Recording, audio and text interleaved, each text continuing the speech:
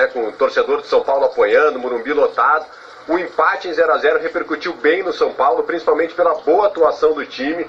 São Paulo foi o último time a se classificar para a fase de mata-mata do Campeonato Paulista, chegou na final, encarou o Corinthians, e o empate, mesmo sendo em casa, repercutiu bem pela boa atuação do São Paulo, ainda mais pelos desfalques que você falou. Hernanes, que entrou durante a partida, voltou a vestir a camisa tricolor, esteve em campo, volta a ser a principal arma do São Paulo para chegar ao título do Campeonato Paulista. Daqui a pouco a gente amplia todas as informações aqui do São Paulo. Volto com vocês. Combinado, Berton. Obrigado pelas informações. A gente vai ter mais informação ao vivo para você aqui durante... Que foram desfalques nessa primeira partida contra o Corinthians no estádio do Morumbi. O Lisieiro, por exemplo, né, sentiu uma lesão aí na coxa esquerda, desfalcou o São Paulo nesse primeiro jogo. O Cuca teve que adaptar todo o time, né, em relação a essa lesão. O Carneiro no ataque, formou uma linha de 4 atrás para o São Paulo não ficar tão defensivo. Enfim, o Lisieiro, claro que a semana está só começando, é só segunda-feira, ele ainda tem toda a semana, mas é bem difícil que ele esteja em campo no segundo jogo contra o Corinthians em Itaquera, o segundo jogo dessa final do Campeonato Paulista. Vai depender da evolução dele durante a semana dessa lesão, mas a situação do jogador é bastante complicada, já que a lesão é muito recente. O outro jogador que o torcedor do São Paulo espera muito, né, que é o Pablo, que é um jogador que já tem 4 gols aí no ano, é um dos artilheiros do São Paulo na temporada. O Pablo, ele tomou uma pancada na panturrilha lá na partida contra o Palmeiras, ainda no primeiro jogo, já vem desfalcando o time há vários jogos, tentou ainda durante a semana passada treinar com o grupo, não conseguiu sequer treinar nem participar da partida contra o Corinthians, e é muito difícil também que o Pablo esteja em campo para esse segundo jogo da decisão. Então, ou seja, os dois desfalques que foram importantes do São Paulo no primeiro jogo também podem ser os desfalques nesse segundo jogo. Agora, claro, como eu falei, né, o São Paulo tem ainda toda a semana para trabalhar, não joga durante a semana, diferentemente do Corinthians, que tem um confronto pela Copa do Brasil com a Chapecoense. O São Paulo não joga no meio de semana, está só se preparando para esse segundo jogo da final.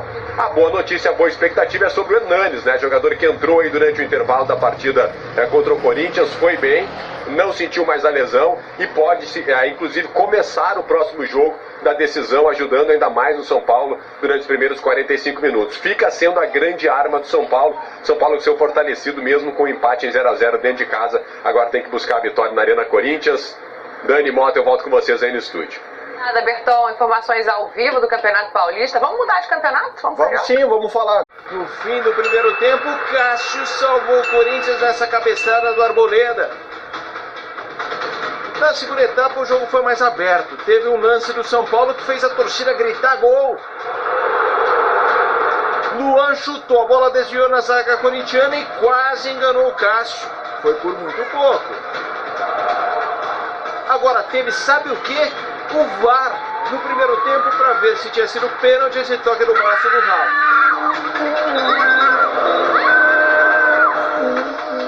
E depois, se tinha sido pênalti, essa jogada em cima do zagueiro Henrique. O VAR veio para ajudar o futebol como já vemos fora do país.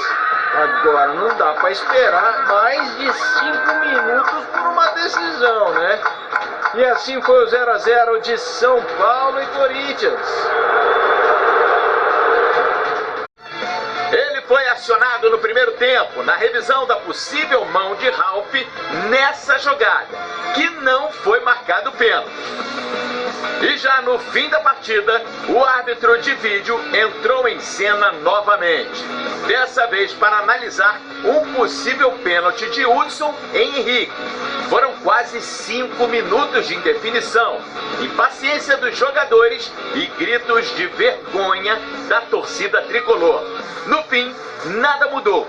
Luiz Flávio de Oliveira foi avisado que Wagner Love estava impedido na jogada e por isso o pênalti não foi marcado.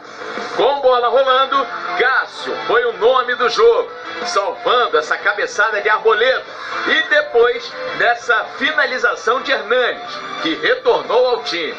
Já o Corinthians pouco exigiu de Thiago Volpi e na melhor chance mandou para fora com Henrique. O jogo de volta da final será domingo que vem, 4 da tarde, na Arena Corinthians. Qualquer empate leva a decisão para os pênaltis, enquanto o vencedor no tempo normal será o campeão paulista de 2019. Tá aí, é isso que o São Paulo está sonhando, né? Ser o campeão paulista de 2019. Daqui a pouquinho eu atualizo a situação dos jogadores que foram desfalques, né? Pablo e Lisiero. Como é que o São Paulo espera esses jogadores durante a semana para a próxima partida? Volto com vocês aí no estúdio. Combinado, Betão. Já já a gente volta para falar do São Paulo, mas Savoia, olha, diante de tantas polêmicas, eu lembro daquela frase, né? Ruim com ele, pior sem ele. Tô falando do VAR. É um mal necessário nesse momento pro futebol brasileiro. Com toda certeza, né? O VAR não é o culpado é quem demora para avaliar as imagens do VAR, né? Eu acho que é aí que está o grande problema. Por exemplo, naquela defesa que o Cássio fez, houve uma falta do Arboleda no Gustavo, ele se apoia no Gustavo para fazer cabecear, cara, aí obriga e ninguém fala nada, né? Eu entendo que se aquela bola entrasse, o VAR anularia o gol do São Paulo. Então o problema não é o VAR, o problema são as pessoas que estão demorando para avaliar as imagens do VAR. O problema é o mesmo, né? É o ser humano. Mas eu acho que é uma questão que tem que discutir, Savoia. Lógico. A gente tem que fazer essas finais do Campeonato Paulista, e o Campeonato Paulista foi um bom campeonato no todo, mas as finais estão exigindo um seminário para discutir questões fundamentais. Não é possível que você coloque o árbitro de vídeo, o assistente de vídeo, e que a torcida no último minuto do jogo grite vergonha. Porque você está fazendo um investimento forte para ter a sensação de lisura. Se a torcida está gritando vergonha, eu preciso juntar todo mundo e discutir o que precisa fazer para aumentar a percepção de que as coisas estão avançando. E a ideia pública não é de que está melhorando. Então tem que discutir, tem que aperfeiçoar. Ô PVC, a gente está com o cronômetro na tela e a gente vai dar o efeito óbvio para acelerar, né? Foram 4 minutos e alguns segundos 15, de paralisação. 4:15. Eu te pergunto assim de imediato, na opinião de Paulo Vinícius Coelho, o que precisa ser feito para que o VAR seja mais dinâmico? Eu acho que o dinamismo é a confiança do árbitro. Primeiro, o Savoia falou, o problema não é o VAR, o problema é quem está operando. Mas o problema anterior era o árbitro. E o problema anterior é a confiança no árbitro. Se a gente desconfiar do VAR, e está acontecendo isso. Não é só pela demora. A demora é um aspecto extremamente relevante. Mas tem outras pontuações. O que aconteceu ontem no Engenhão, e agora o secretário-geral da federação diz que o gol do Bruno Henrique foi bem anulado. Não foi.